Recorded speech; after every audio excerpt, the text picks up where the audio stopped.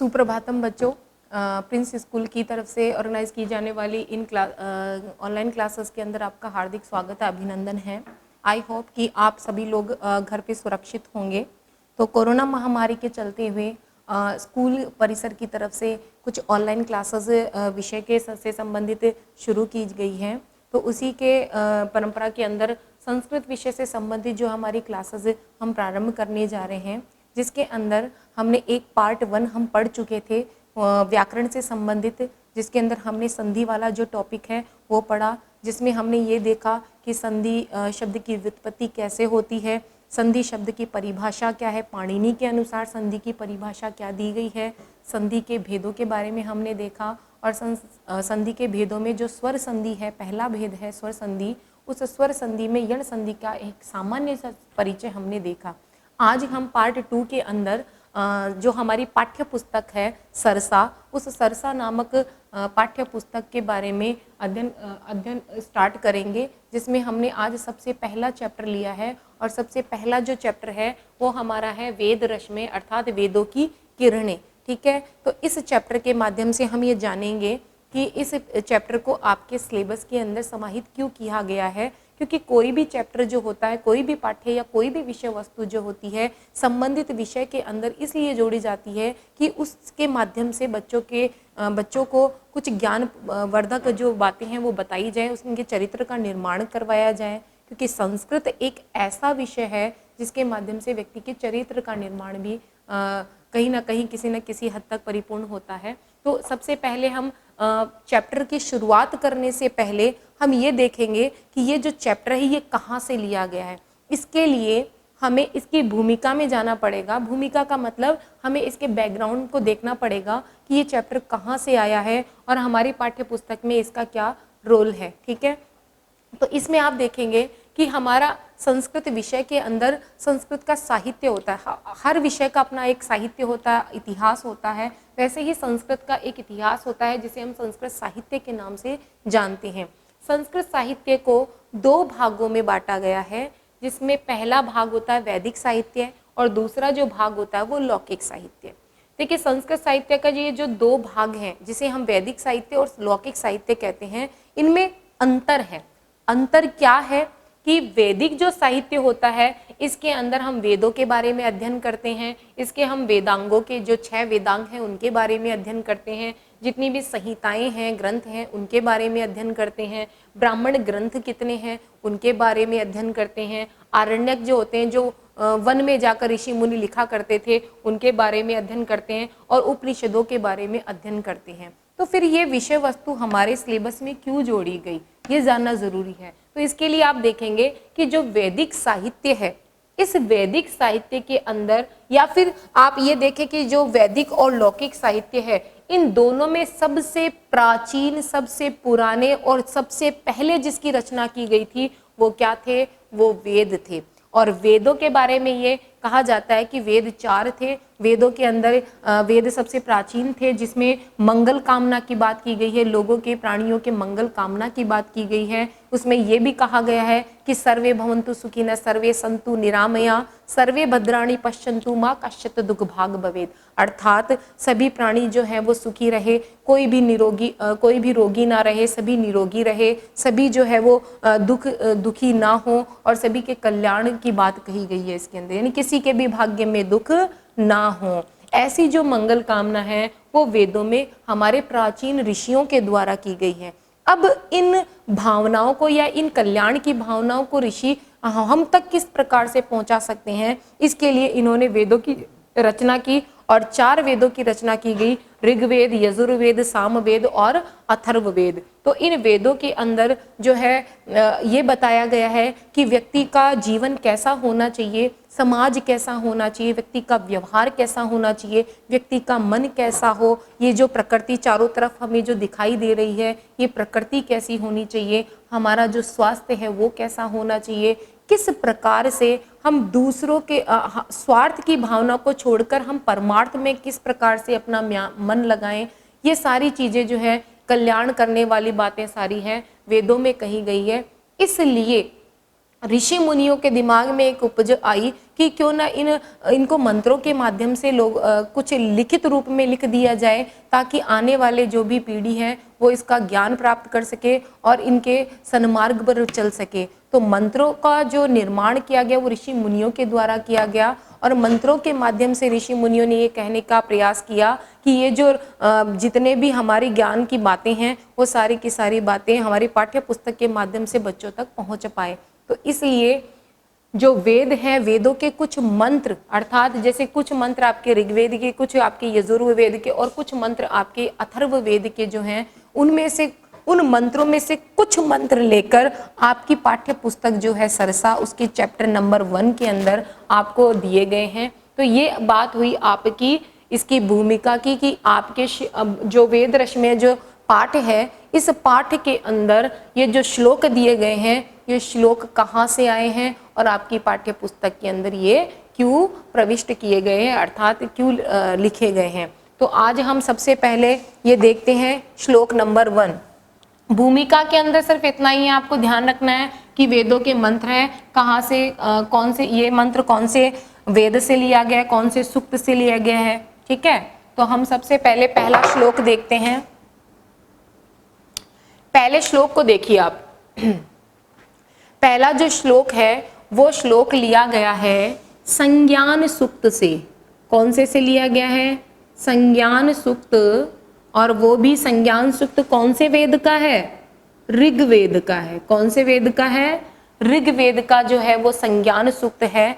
और ऐसा माना जाता है कि ऋग्वेद में कुल 1028 सूक्त हैं, जिनमें सबसे पहला जो सूक्त है वो अग्नि सूक्त माना जाता है, और सबसे अंतिम जो सूक्त माना जाता है वो संज्ञान सूक्त माना जाता है। तो अगर आप इसका प्रसंग बनाएं या संदर्भ बनाएं तो आपको इस प्रकार से लिखना पड़ेगा कि प्रस्तुत पद्यांश या प्रस्तुत मंत्र, क्योंकि ये एक मंत्र, ये ऋग्वेद में सारे मंत्र ही होते हैं, तो इसलिए हम इसको मंत्र कहें तो ज्यादा सही रहेगा। तो प्रस्तुत मंत्र हमारी पाठ्य पुस्तक सरसा के, हमारी पाठ्य पुस्तक सरसा के वेद रश्मयः नामक शीर्षक पाठ से लिया गया है, जो मूल रूप से ऋग्वेद के संज्ञान सूक्त से लिया गया है। और इसके अंदर या इस मंत्र के माध्यम से जो मंत्र दृष्टा ऋषि है वह यह कहते हैं कि सब साथ मिलकर चले, सब एक साथ बोले। एक साथ बोलने का मतलब है सबके मन में विचार एक जैसे हो, सबका मन एक जैसा हो, और सब जो है एक साथ सबको साथ साथ लेकर चले। तो यहाँ पर एक साथ मिलकर चलने, एक साथ मिलकर बोलने और एक साथ मिलकर सबका मन समान हो, ऐसी जो कामना है वो मंत्र दृष्टा ऋषि के द्वारा की गई है। तो देखो इसके अंदर इसका अर्थ लगाते हैं। अर्थ लगाने से पहले हमें इसके अंदर अन्वय लगाना होगा। अन्वय इसलिए जरूरी होते हैं क्योंकि अन्वय के माध्यम से हम क्रमबद्ध तरीके से उस श्लोक या उस मंत्र का जो है वो अर्थ प्राप्त कर सकते हैं। क्योंकि संस्कृत के अंदर जो शब्दों का अर्थ होता है, कोई शब्द यहाँ लिख दिया, कोई शब्द यहाँ लिख दिया, कोई शब्द यहाँ लिख दिया, कोई शब्द यहाँ लिख दिया, तो एक सीक्वेंस नहीं होता है श्लोक के अंदर। तो श्लोक का जब अर्थ करते हैं, हम उसका अर्थ लगाते हैं या उसका भावार्थ ग्रहण करते हैं, तो उसमें हमें अन्वय की आवश्यकता पड़ती है। अन्वय के माध्यम से ही हम उस मंत्र या उस श्लोक का जो है वो अर्थ ग्रहण कर सकते हैं। तो इसके लिए देखो, अब पहले अन्वय लगाते हैं, नंबरिंग देते हैं कि पहले किस शब्द का अर्थ आएगा, बाद में किस शब्द का अर्थ आएगा। तो सम 1 नंबर, इस प्रकार से आप जो शब्द है उसके नीचे एक रेखा अंकित कीजिए, रेखांकित कीजिए उसको, और उसके नीचे उसको नंबरिंग दीजिए कि पहले इसका अर्थ लगाना है हमें। तो देखो, सम 1 नंबर, गच्छध्वम 2 नंबर, सम 3 नंबर, वदध्वम 4 नंबर, वो 5 नंबर। देखो यहाँ सीक्वेंस टूट गया ना, 4 के बाद में इस ये नहीं लगा, वो का मतलब आप या तुम, ठीक है, तो वह 5 नंबर यहाँ पे लगा। तो वह सम 6 नंबर, मनांसी 7 नंबर, जानताम 8 नंबर, ठीक है। यथा 9 नंबर,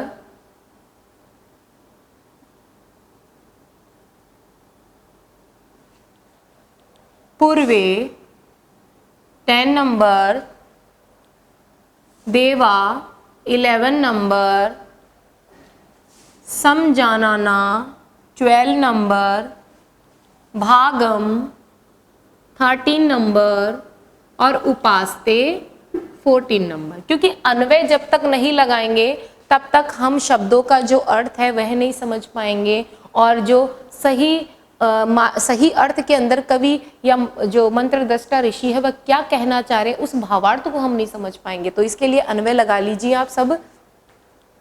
अब इसका अर्थ करते हैं हम, ठीक है। तो अर्थ देखो, सम का मतलब एक साथ, सम का मतलब साथ साथ भी होता है, एक साथ भी होता है, ठीक है। सम यानी हम सब, मंत्र दृष्टा ऋषि कहते हैं कि हम सब सम यानी साथ साथ। गच्छध्वम, देखो गम धातु या गच्छ धातु, गच्छ का मतलब होता है जाना, तो गच्छध्वम यानी चले, तो सम यानी हम सब साथ साथ, गच्छध्वम यानी चले, यानी हम सब एक साथ चले, एक साथ साथ चले। फिर सम, सम का मतलब वही जो सम का अर्थ यहाँ पे, वही सम का अर्थ यहाँ पे है कि साथ साथ। वदध्वम यानी बोले, अर्थात हम सब साथ साथ बोले। वह यानी आपके या तुम्हारे, मनांसी यानी जो मन है, वह भी सम जानता यानी एक समान जाने, अर्थात हमारे अंदर जो विचार उठते हैं वह विचार भी लोक कल्याण करने के लिए एक जैसे हैं। अर्थात हमारा जो मन है, मन में जो विचार आते हैं और जो विचार और जो मन है वो क्या हो, एक समान जाने, अर्थात हम साथ साथ चलें, एक साथ बोले। अर्थात किसी एक व्यक्ति के अंदर एक कल्याण करने की भावना है, वह कल्याण की भावना से बोलता है, तो सभी व्यक्ति जो है वो कल्याण की भावना से बोले, सभी का हित करने की भावना से वो बोले। तो सम गच्छध्वम अर्थात हम सब साथ साथ चलें, सम वदध्वम एक साथ बोलें। वह यानी तुम्हारे, मनांसी यानी जो मन है, वह भी सम जानता यानी एक समान जाने, अर्थात आपका जो मन है उसे भी एक समान जाने, यानी सभी के मन के अंदर एक कल्याण की भावना छिपी हुई है, उस भावना को देखते हुए सबके जो मन है वो एक समान जाने। क्यों? क्योंकि यथा, यथा यानी जिस प्रकार से, पूर्वे यानी प्राचीन काल में, जिस प्रकार से प्राचीन काल में यानी पहले, देवा यानी देवता लोग, सम जानाना यानी एक मत होकर, एका करके, अर्थात यूनिटी करके, एक साथ समूह में, तो इसे आप कह सकते हैं कि एक मत होकर, एक मत होकर। तो जिस प्रकार से पूर्वे यानी प्राचीन काल में, देवा यानी देवता लोग, सम जानाना यानी एक मत होकर यानी एक साथ होकर, भागम यानी अपने अपने भाग को, उपासते का अर्थ होता है ग्रहण करते थे, ग्रहण करना, उपासते यानी ग्रहण करना। तो जिस प्रकार से प्राचीन काल में देवा यानी देवता लोग, सम जानाना यानी एक मत होकर, भागम यानी अपने अपने भाग को, उपासते यानी ग्रहण करते थे। अर्थात जिस प्रकार से प्राचीन काल में देवता सब एक जैसा सोचते थे, एक जैसा बोलते थे, एक जैसे उनके मन थे और अपने अपने स्थान के अनुसार अपने अपने भागों को ग्रहण करते थे, उसी प्रकार मंत्र दृष्टा ऋषि कहते हैं कि हे यजमानो, तुम सब एक साथ चलो, एक साथ बोलो और तुम्हारे जो मन है उसे भी एक जैसा ही जानो। ऐसे मत सोचो कि किसी के व्यक्ति के अंदर एक नकारात्मक भावना है, किसी व्यक्ति के अंदर सकारात्मक भावना है, अर्थात सभी व्यक्तियों के अंदर, सभी मनुष्य के अंदर सकारात्मक भावना होनी चाहिए, कल्याण की भावना होनी चाहिए, स्वार्थ को छोड़कर परमार्थ में लगने की भावना होनी चाहिए। तो दोबारा से एक बार इसको अर्थ देखो कि सम गच्छध्वम, अर्थात मंत्र दृष्टा ऋषि कहते हैं कि सम गच्छध्वम एक साथ साथ चलें, सम वदध्वम, वद धातु का, वद का मतलब होता है बोलना, ठीक है। तो सम वदध्वम यानी एक साथ बोले, वह यानी आपका जो है मनांसी यानी जो मन है वो भी सम जानता यानी एक समान जाने, आपका जो मन है उसे भी आप एक समान जाने। क्योंकि यथा यानी जिस प्रकार से, उसी प्रकार से आप एक साथ चले, उसी प्रकार से आप एक साथ बोले, उसी प्रकार से आपका मन एक जैसा हो, जिस प्रकार से पूर्वे यानी प्राचीन काल में, देवा यानी देवता लोग, समजानाना यानी एक मत होकर अर्थात यूनिटी बना करके, भागम यानी अपने अपने भाग को, अपने अपने स्थान को, उपासते यानी ग्रहण करते थे। उसी प्रकार आप लोगों को भी एक साथ चलना चाहिए, एक जैसा बोलना चाहिए, मधुर बोलना चाहिए, तथा आप अपने मन में जो है वो कल्याण की भावना भी आपको एक जैसी रखनी चाहिए, क्योंकि जिस प्रकार से देवता लोग भी है प्राचीन काल में एक मत हो जाते थे और एक मत हो करके अपने अपने भाग को वो लोग ग्रहण करते थे। ठीक है, ये आपका पहला श्लोक कंप्लीट हुआ। अब हम दूसरा श्लोक देखते हैं। ठीक है,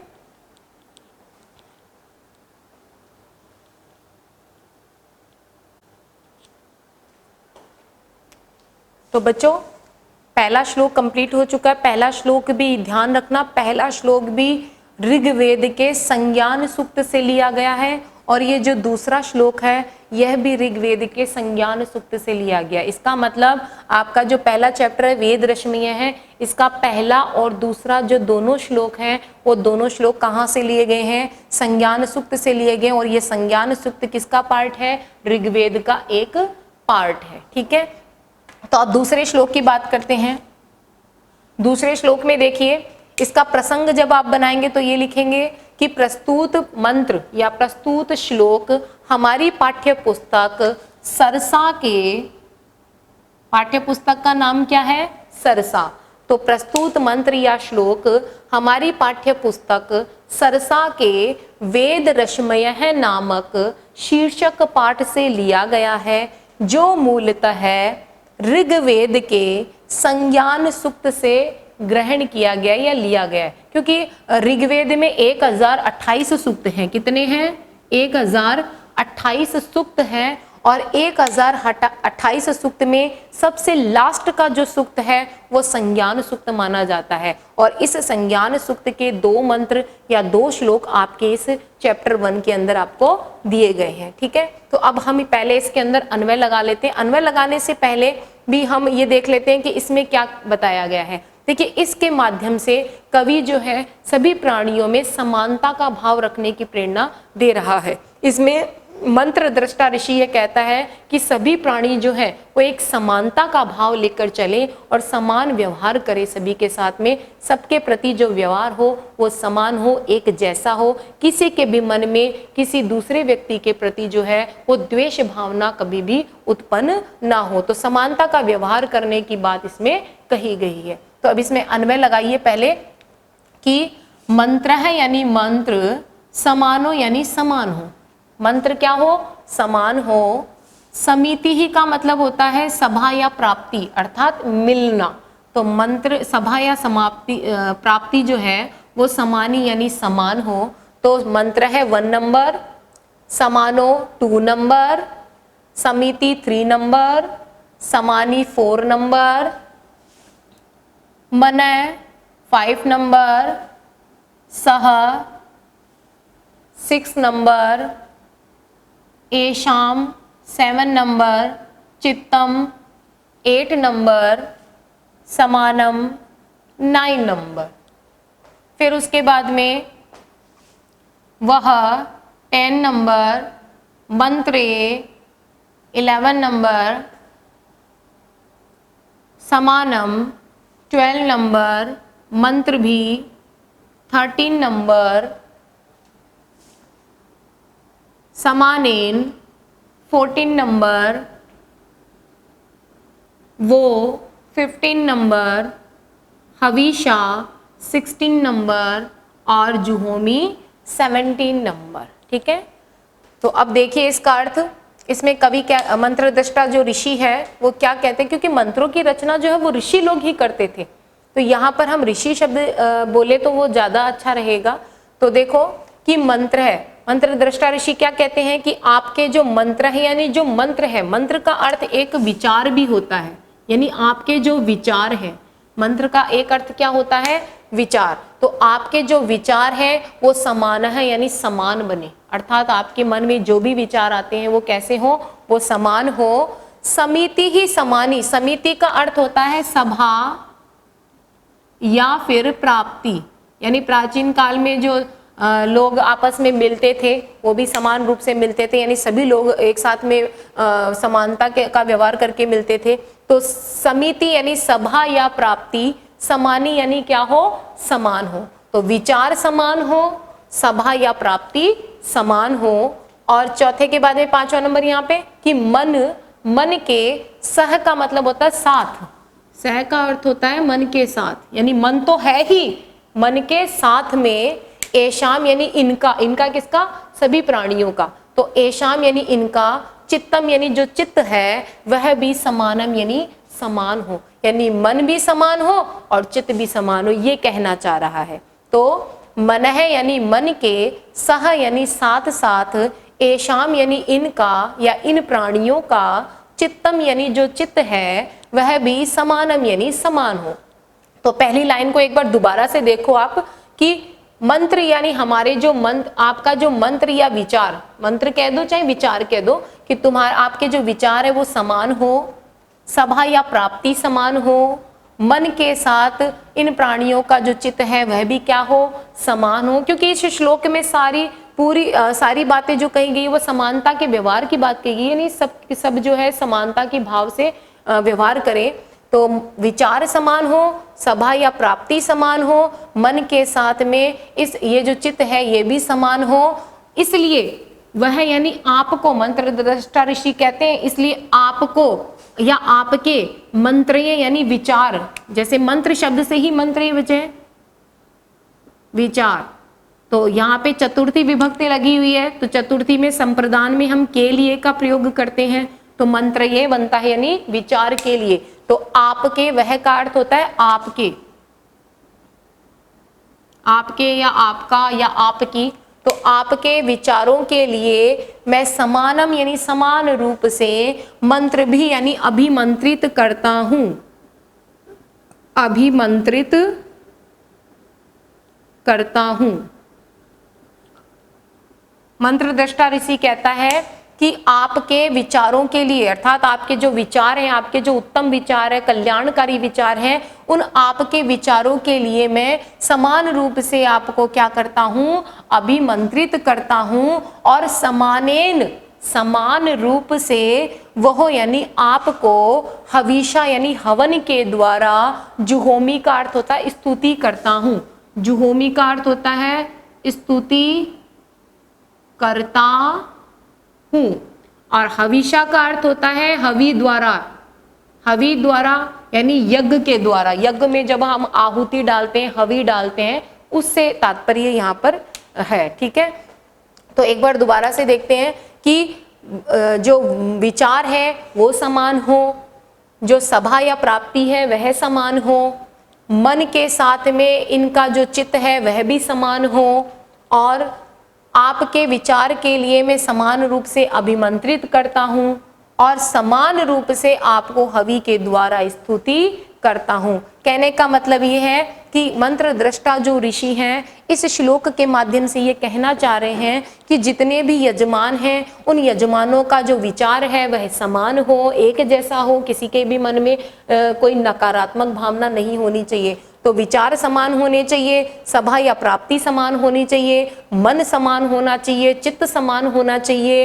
इसके अलावा जो विचार हैं उनके, उन विचारों के लिए जो ऋषि है वो उनको अभिमंत्रित करते हैं और समान रूप से हवि के द्वारा उनको क्या करते हैं, उनकी स्तुति करते हैं। तो ये श्लोक नंबर 2 हुआ। इस श्लोक नंबर 2 के अंदर आपका ये इस प्रकार से अर्थ लगाया जाएगा। ध्यान रखना जो वेद रस में है, जो पाठ है आपका, इनके जो 2 श्लोक हैं, पहला और दूसरा श्लोक, इन दोनों श्लोकों को कहाँ से लिया गया है, ऋग्वेद के संज्ञान सूक्त से लिया गया है। क्योंकि जब आप इसका संदर्भ या प्रसंग लिखेंगे तो उस समय आपको ये चीज़ भी, ये विषय भी आपको वहाँ पर लिखना होगा। अब हम बात करते हैं तीसरे मंत्र की। ठीक है, तो तीसरा मंत्र स्टार्ट करते हैं।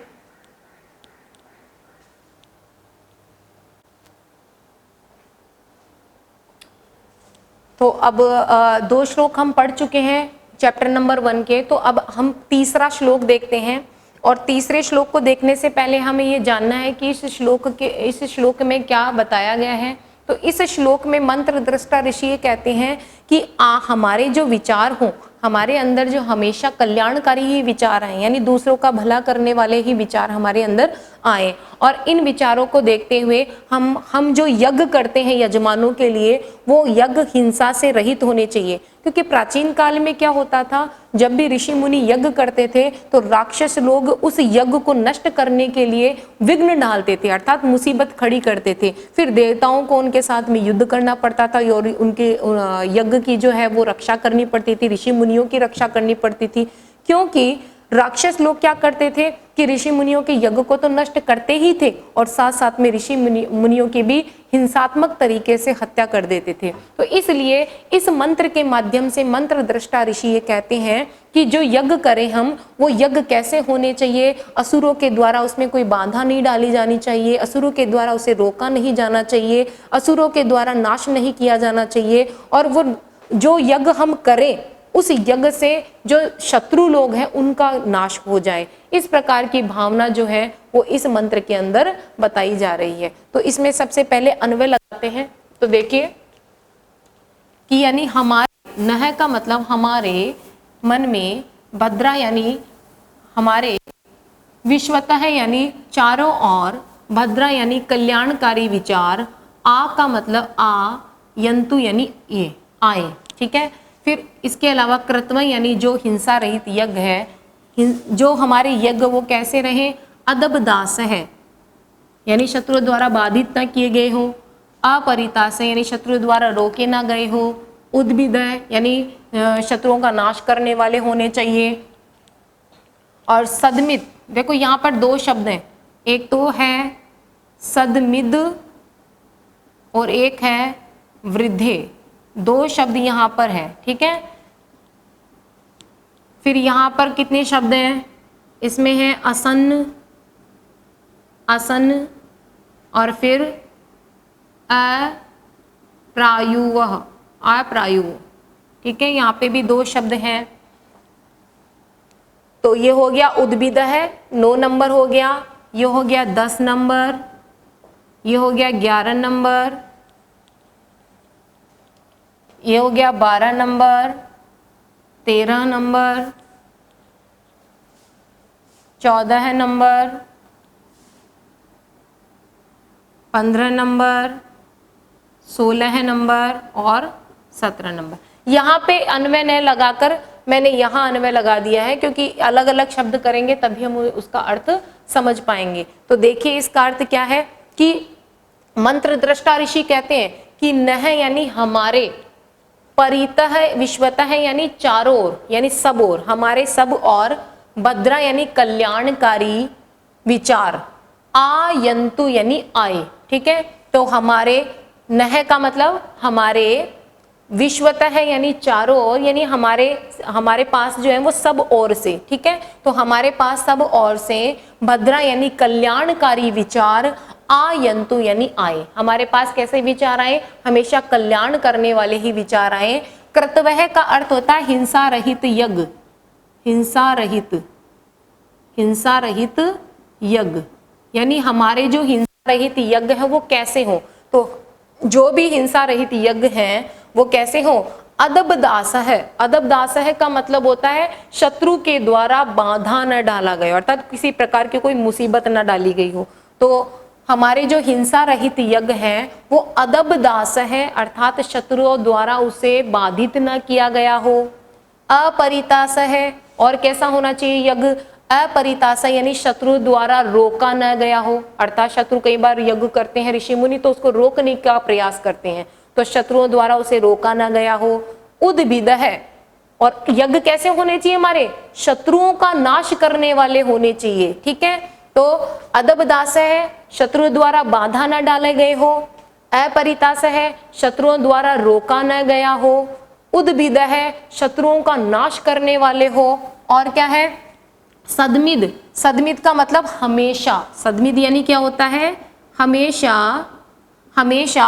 वृद्धि का मतलब वृद्धि को प्राप्त करने वाले, अर्थात जिससे हम वृद्धि को प्राप्त करें ऐसे हमारे यज्ञ होने चाहिए। तो हमेशा वृद्धि को प्राप्त करने वाले, देवा यानी जो देवता है, हमेशा वृद्धि को प्राप्त करने वाले देवता जो है वो न है यानी हमारे लिए क्या करें, अप्रायुवः अर्थात प्रमाद न करने वाले जो देवता हैं वो रक्षितारा यानी रक्षा करने वाले बने। ठीक है, तो यहाँ से देखो कि न यानी हमारे लिए, देवा है यानी देवता जो है वो अप्रायुवः यानी प्रमाद न करने वाले अर्थात आलस न करने वाले बने, और रक्षितारा यानी रक्षा करने वाले बने। अर्थात ऐसे यज्ञ करें जिससे देवता जो है वो हमें वृद्धि को प्राप्त करवाए, देवता जो है वो हम आलस न करने वाले बने हमारे प्रति, और देवता जो है वो हमारे यज्ञ की रक्षा भी करे। ठीक है, तो अब दोबारा से देखो एक बार इसका अर्थ कि हमारे चारों ओर, विश्वतः है यानी पूरे विश्व में अर्थात चारों तरफ, तो हमारे चारों तरफ कल्याणकारी विचार आयंतु यानी आए, और कृतवः यानी हिंसा रहित जो यज्ञ है वो कैसे होने चाहिए, तो हमारे हिंसा रहित यज्ञ अदबदास है, शत्रु द्वारा बाधा न डाले गए हो, अपरितास है ना, शत्रु द्वारा रोके ना गए हो, उद्भिद है शत्रुओं का नाश करने वाले हो, और सदमिद यानी हमेशा, वृद्धि यानी वृद्धि को प्राप्त करने वाले हो, अर्थात हमारा जो यज्ञ हो वो वृद्धि को प्राप्त करने वाला हो, और देवा यानी देवता जो है वो नो यानी हमारे लिए, जो देवता है वो हमारे लिए अप्रायुवः, अप्रायुवः का मतलब होता है प्रमाद करने वाले ना हो, अर्थात देवता यज्ञ हमारे ऐसे होने चाहिए जिससे देवता हमारे लिए कुछ हमारी रक्षा करे, हमारे प्रति आलस ना करे, तो देवता जो है वो हमारे लिए अप्रायुवः यानी प्रमाद करने वाले ना बने, और रक्षितारा यानी रक्षा करने वाले, असन का मतलब होवे, तो देवता जो है हमारे प्रति जो है वो रक्षा करने वाले होवे। तो अभी 3 श्लोक हम पढ़ चुके हैं। ये जो तीसरा श्लोक है इसके बारे में अगर हम देखें तो ये जो तीसरा श्लोक है ये शुक्ल यजुर्वेद से लिया गया है। कहाँ से लिया गया है? शुक्ल यजुर्वेद। शुक्ल यजुर्वेद के अंदर एक सूक्त आता है जिसे हम कहते हैं शिव संकल्प सूक्त। शिव संकल्प सूक्त। तो आपसे पूछ लिया जाए कि ये सूक्त कहाँ से लिया गया है, ये जो मंत्र है ये कहाँ से लिया गया है, तो हमारी पाठ्य पुस्तक सरसा के वेद रश्मि नामक पाठ से लिया गया है, और मूल रूप से शुक्ल यजुर्वेद के शिव संकल्प सूक्त से लिया गया है। और इसके अंदर क्या कहा गया है कि हमारे अंदर हमेशा कल्याणकारी विचार आए और ऐसे यज्ञ हम करें जिससे शत्रुओं का नाश हो, शत्रुओं द्वारा हमारे यज्ञ में किसी प्रकार का कोई विघ्न ना डाला जाए, देवता जो है वो वृद्धि को प्राप्त करे और हमारे प्रति देवता जो वो रक्षा करने वाले बने। इस प्रकार से इस चैप्टर के 3 श्लोक आज कंप्लीट हो चुके हैं। बाकी आगे के 3 जो श्लोक हैं वो हम नेक्स्ट क्लास जब भी होगी नेक्स्ट क्लास के अंदर हम पढ़ेंगे। ठीक है, आज के लिए सिर्फ इतना ही।